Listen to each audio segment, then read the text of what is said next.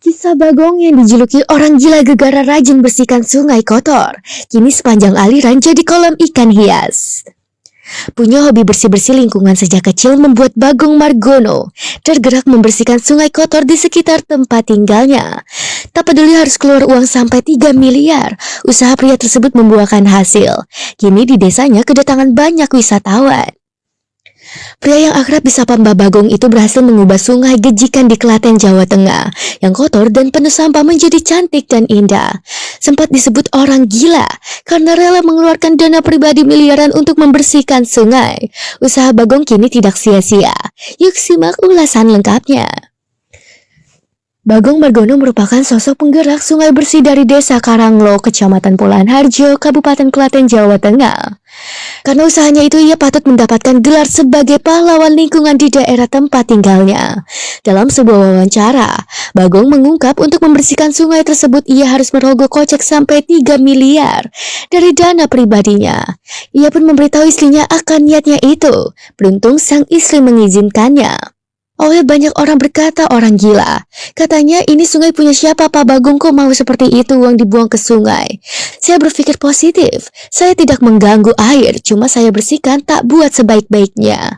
Hati saya tidak berpikir profit, saya yakin saja kalau saya berbuat baik, saya yakin pasti banyak orang mendukung, kata Bagong. Berawal dari keprihatinannya melihat sungai di daerah rumahnya kotor dan dipenuhi sampah, Bagong tergerak membersihkan dan mengubahnya menjadi tempat yang lebih bermanfaat. Berbekal pengetahuannya bekerja sebagai kontraktor selama ini, Bagong memulai aksinya. Langkah pertama yang ia lakukan adalah mengelola pembuangan sampah warga sekitar. Hal itu bukan hal mudah, karena karakter warga sudah terbiasa membuang sampah di sungai. Akhirnya ia berinisiatif membuat gerobak sampah di setiap rumah warga. Jika nanti sudah penuh, maka Bagong bakal membuangnya ke TPA terdekat. Setelah itu warga perlahan mulai tergerak untuk tidak membuang sampah ke sungai. Perlahan sampah mulai menghilang. Bagong kemudian melanjutkannya dengan membangun bendungan serta memberikan kincir air agar oksigen yang dihasilkan di dalam air jadi lebih banyak. Bendungan juga difungsikan agar air tidak meluap saat hujan tiba. Salah satu solusi mencegah bencana banjir. Perlahan air sungai yang tadinya kotor jadi bersih kembali hingga Bagong terpikir mengelola sungai tersebut menjadi wisata sumber daya alam yang menguntungkan. Kini sungai Gejikan tak lagi kumuh. Bagong berhasil memolesnya menjadi salah satu destinasi wisata alam bernama Watergong yang cukup terkenal di Klaten. Awalnya ia ingin memberikan nama Lepat Kincono yang artinya sungai emas. Namun anak-anak sekitar sana sering mandi di sungai dan menyebutnya Watergong yang merupakan singkatan waterboomnya Mbak Bagong.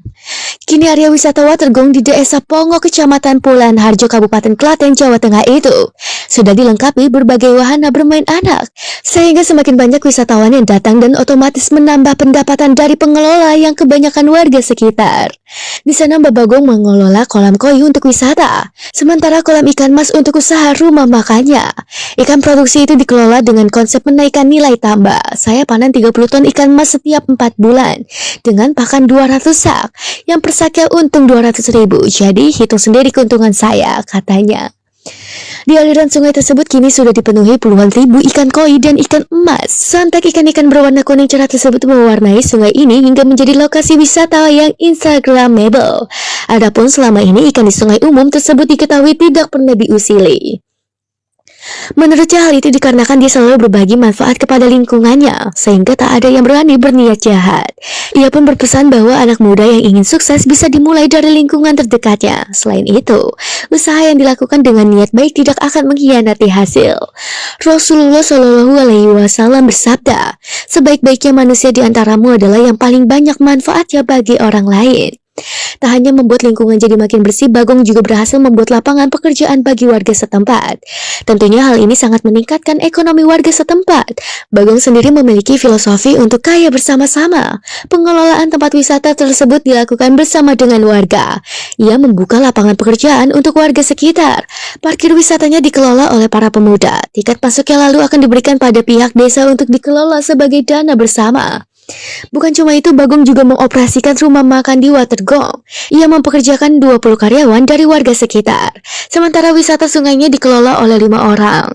Kini area wisata Watergong di Desa Pongo, Kecamatan Pulan Harjo, Kabupaten Klaten, Jawa Tengah itu sudah dilengkapi berbagai wahana bermain anak, sehingga semakin banyak wisatawan yang datang dan otomatis menambah pendapatan dari pengelola yang kebanyakan warga sekitar. Di sana Mbak Bagong mengelola kolam koi untuk wisata, sementara kolam ikan mas untuk usaha rumah makannya.